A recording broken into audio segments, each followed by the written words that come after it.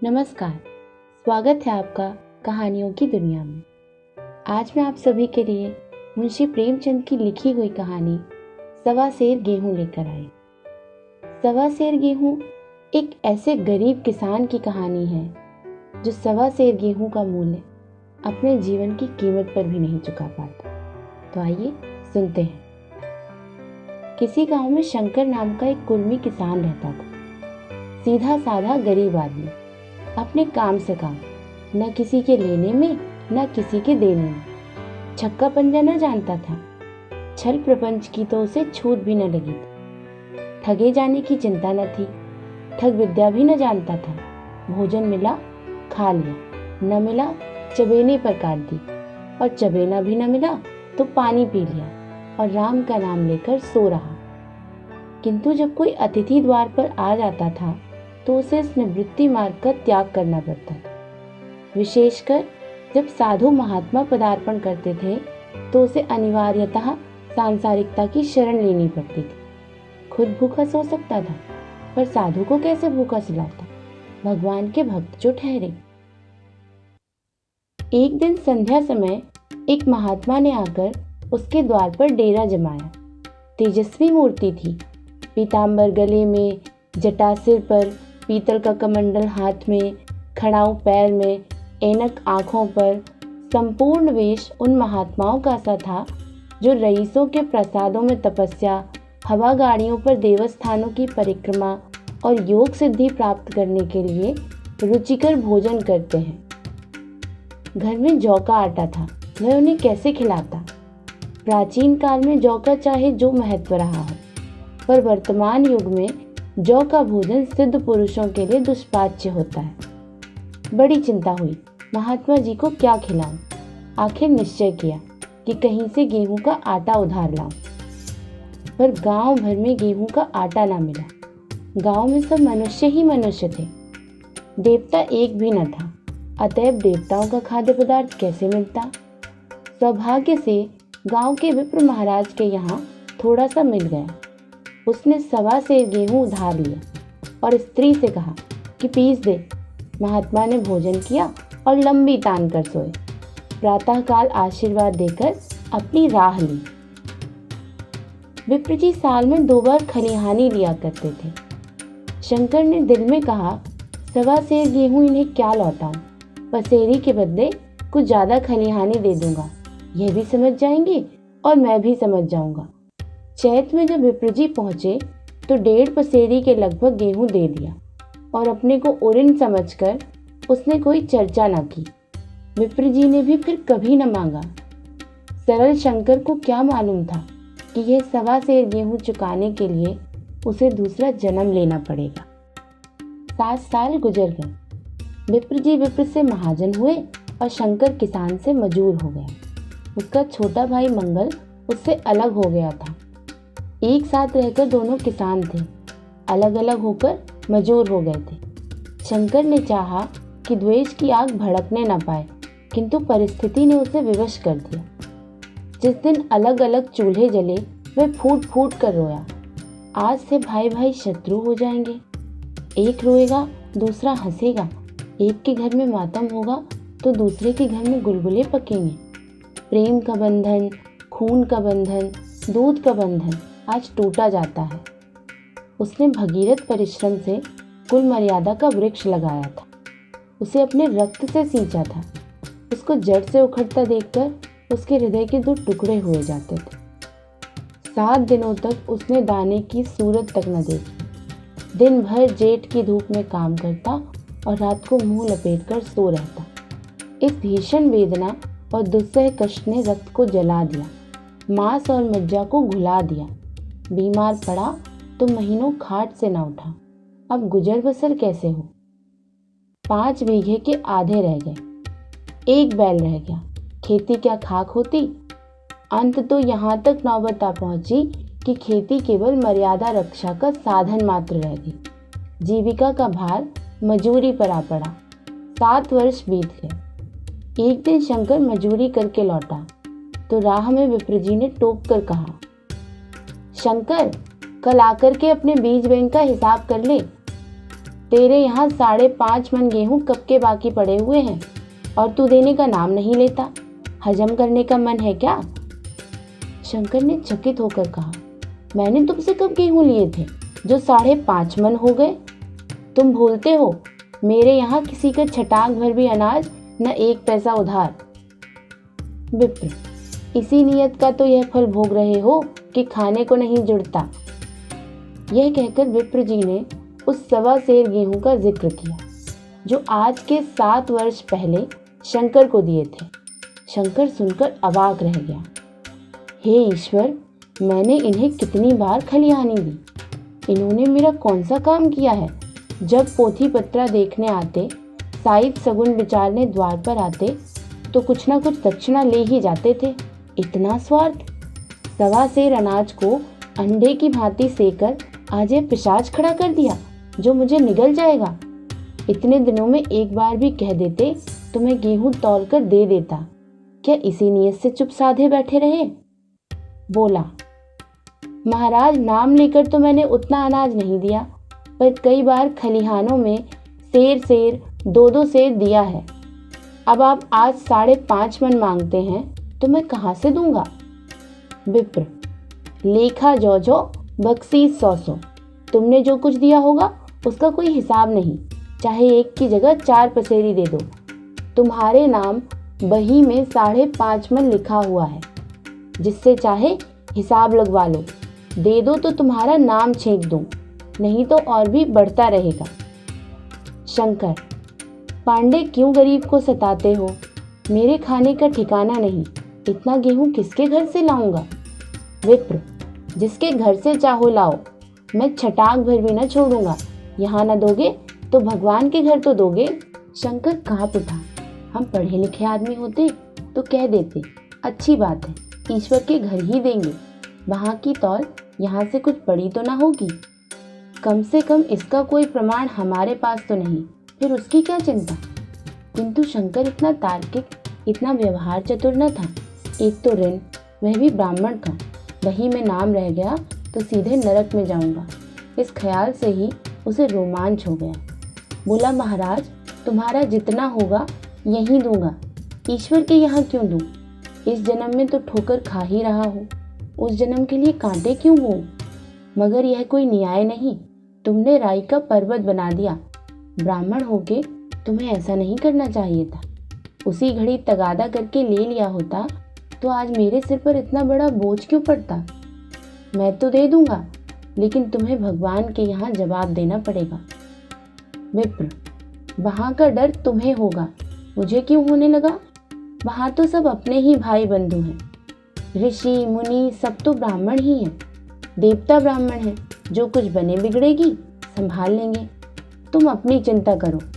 तो बताओ, कब देते हो? शंकर, मेरे पास रखा तो है नहीं, किसी से मांग जांच कर लाऊंगा तभी न दूंगा। विप्र, मैं यह न मानूंगा, 7 साल हो गए हैं, अब एक दिन का भी मुलाहिजा न करूंगा। गेहूं नहीं दे सकते तो दस्तावेज लिख दो। शंकर, मुझे तो देना है, चाहे गेहूं ले लो या दस्तावेज लिखवाओ। किस हिसाब से दाम रखोगे? विप्र, बाजार भाव 5 सेर का है, तुम्हें 5.25 सेर का काट दूंगा। शंकर, जब दे ही रहा हूं तो बाजार भाव काटूंगा, पाव भर छुड़ाकर दोषी क्यों बनूं? हिसाब लगाया तो गेहूं के दाम 60 रुपए हुए। 60 का दस्तावेज लिखा गया, 3 रुपए सैकड़े सूद। साल भर में न देने पर सूद की दर 2.5 रुपए सैकड़े और 8 आने का स्टाम्प, 4 आने दस्तावेज की तहरीर शंकर को ऊपर से देनी पड़ी। गांव भर ने विप्र जी की निंदा की, लेकिन मुंह पर नहीं। महाजन से सभी को काम पड़ता है, उसके मुंह कौन आए? शंकर ने साल भर तक कठिन तपस्या की। मियाद के पहले रुपए अदा करने का उसने व्रत सा कर लिया। दोपहर को पहले भी चूल्हा न जलता था, चबेने पर बसर होती थी, अब वह भी बंद हुआ। केवल लड़के के लिए रात को रोटियां रख दी जाती। 2 पैसे रोज तंबाकू पी जाता था। एक यही व्यसन था जिसका वह कभी त्याग न कर सका था। अब वह व्यसन भी इस कठिन व्रत की भेंट हो गया। उसने चिलम पटक दी, हुक्का तोड़ दिया और तंबाकू की हांडी चूर चूर कर डाली। कपड़े पहले ही त्याग की चरम सीमा तक पहुंच चुके थे। अब वह प्रकृति की न्यूनतम रेखाओं में आबद्ध हो गए। शिशिर की अस्थिभेदक शीत को उसने आग तापकर काट दिया। इस संकल्प का फल आशा से बढ़कर निकला। साल के अंत में उसके पास 60 रुपये जमा हो गए। उसने समझा, पंडित जी को इतने रुपए दे दूंगा और कहूँगा, महाराज बाकी रुपए भी जल्द ही आपके सामने हाजिर करूँगा। 15 रुपये की ही तो और बात है, क्या पंडित जी इतना भी न मानेंगे? उसने रुपए लिए और ले जाकर पंडित जी के चरण कमलों पर अर्पण कर दिए। पंडित जी ने विस्मित होकर पूछा, किसी से उधार लिए क्या? शंकर, नहीं महाराज, आपके असीस से अब की मजूरी अच्छी मिली। विप्र, लेकिन ये तो 60 रुपये ही हैं। शंकर, हाँ महाराज, इतने अभी ले लीजिए, बाकी मैं 2-3 महीने में दे दूंगा और मुझे उऋण कर दीजिए। विप्र, उऋण तो जब ही होगे जबकि मेरी कौड़ी कौड़ी चुका दोगे। जाकर मेरे 15 रुपये और लाओ। शंकर, महाराज इतनी दया करो, अब सांझ की रोटियों का भी ठिकाना नहीं। गांव में हूँ तो कभी न कभी दे ही दूंगा। विप्र, मैं यह रोग नहीं पालता, न बहुत बातें करना जानता हूँ। अगर मेरे पूरे रुपए न मिलेंगे तो आज से 3 रुपये सैकड़े का ब्याज लगेगा। अपने रुपए चाहे अपने घर में रखो, चाहे मेरे यहाँ छोड़ जाओ। शंकर, अच्छा, जितना लाया हूँ उतना तो रख लीजिए, मैं जाता हूँ, कहीं से 15 रुपये और लाने की फिक्र करता हूँ। शंकर ने सारा गांव छान मारा, मगर किसी ने रुपए न दिए। इसलिए नहीं कि उसका विश्वास न था या किसी के पास रुपए न थे, बल्कि इसलिए कि पंडित जी के शिकार को छेड़ने की किसी में हिम्मत न थी। क्रिया के पश्चात प्रतिक्रिया नैसर्गिक नियम है। शंकर साल भर तक तपस्या करने पर भी जब ऋण से मुक्त होने में सफल न हो सका तो उसका संयम निराशा के रूप में परिणत हो गया। उसने समझ लिया कि जब इतना कष्ट सहने पर भी साल भर में 60 रुपये से अधिक जमा न कर सका, तो अब और कौन सा उपाय है जिसके द्वारा इसके दूने रुपए जमा हो। जब सिर पर ऋण का बोझ लदना ही है तो क्या मन भर का और क्या सवा मन का। उसका उत्साह क्षीण हो गया, मेहनत से उसे घृणा हो गई। आशा उत्साह की जननी है। आशा में तेज है, बल है और जीवन है। आशा ही संसार की संचालक शक्ति है। शंकर आशाहीन होकर उदासीन हो गया। वह जरूरतें जिनको उसने साल भर तक टाल रखा था अब द्वार पर खड़ी होने वाली भिखारिणी न थी, बल्कि छाती पर सवार होने वाली पिशाचिनियाँ थीं, जो अपनी भेंट के लिए जान नहीं छोड़ती। कपड़ों में चिकत्तियाँ लगने की भी एक सीमा होती है। अब शंकर को चिट्ठा मिलता तो वह रुपए जमा न करता, कभी कपड़े लाता, कभी खाने की कोई वस्तु। जहाँ पहले तम्बाकू ही पिया करता था, वहाँ अब गांजे और चरस का भी चस्का लगा। उसे अब रुपए अदा करने की कोई चिंता न थी, मानो उसके ऊपर किसी का 1 पैसा भी उधार नहीं। पहले जूड़ी चढ़ी होती थी पर काम पर अवश्य जाता था, अब काम पर न जाने के बहाने खोजा करता। इस भांति 3 वर्ष निकल गए। विप्र जी महाराज ने एक बार फिर तकाजा किया। वह चतुर शिकारी की भांति अचूक निशाना लगाना चाहते थे। पहले से शिकार को चौंकाना उनकी नीति के विरुद्ध था। एक दिन पंडित जी ने शंकर को बुलाकर हिसाब दिखाया। 60 रुपये जो जमा थे वह मिन्हा करने पर भी अब भी शंकर के जिम्मे में 120 रुपये निकले। शंकर, इतने रुपए तो मैं उसी जन्म में दूंगा, इस जन्म में नहीं हो सकते। विप्र, मैं इसी जन्म में लूंगा, मूल न सही, सूद तो देना ही पड़ेगा। शंकर, एक बैल है वह ले लीजिए, और मेरे पास रखा ही क्या है। विप्र, मुझे बैल बधिया लेकर क्या करना है, मुझे देने को तुम्हारे पास बहुत कुछ है। शंकर, और क्या है महाराज।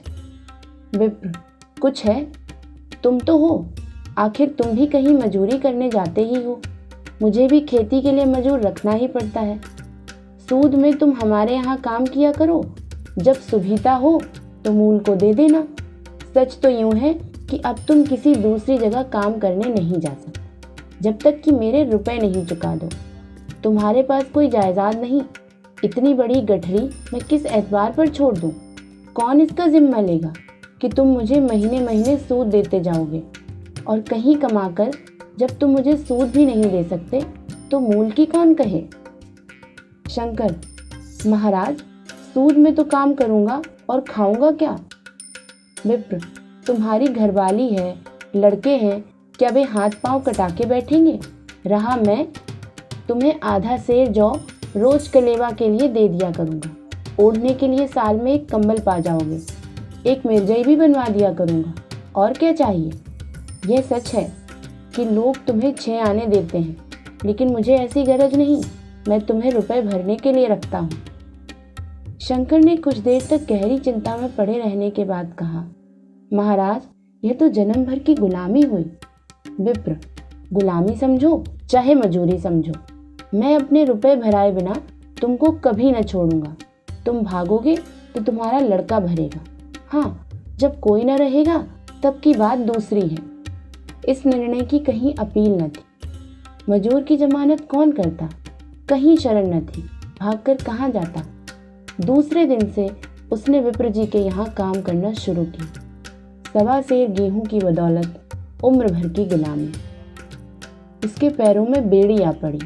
उस अभागे को अब अगर किसी विचार से संतोष होता था तो यह था कि यह मेरे पूर्व जन्म का संस्कार है। स्त्री को वे काम करने पड़ते थे जो उसने कभी न किए थे। बच्चे दानों को तरसते थे, लेकिन शंकर चुपचाप देखने के सिवा और कुछ न कर सकता था।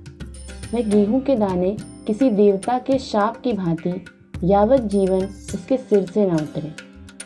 शंकर ने विप्र जी के यहाँ 20 वर्ष गुलामी करने के बाद इस निर्दयी संसार से प्रस्थान किया। 120 रुपए अभी तक उसके सिर पर सवार थे। पंडित जी ने उस गरीब को ईश्वर के दरबार में कष्ट देना उचित न समझा। इतने अन्यायी, इतने निर्दयी न थे वे।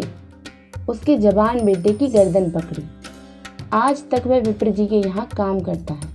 उसका उद्धार कब होगा, होगा भी या नहीं, ईश्वर ही जाने। धन्यवाद। इस कहानी को कपोल कल्पित न समझिए, यह सत्य घटना है। ऐसे शंकरों और ऐसे विप्रों से दुनिया खाली नहीं है।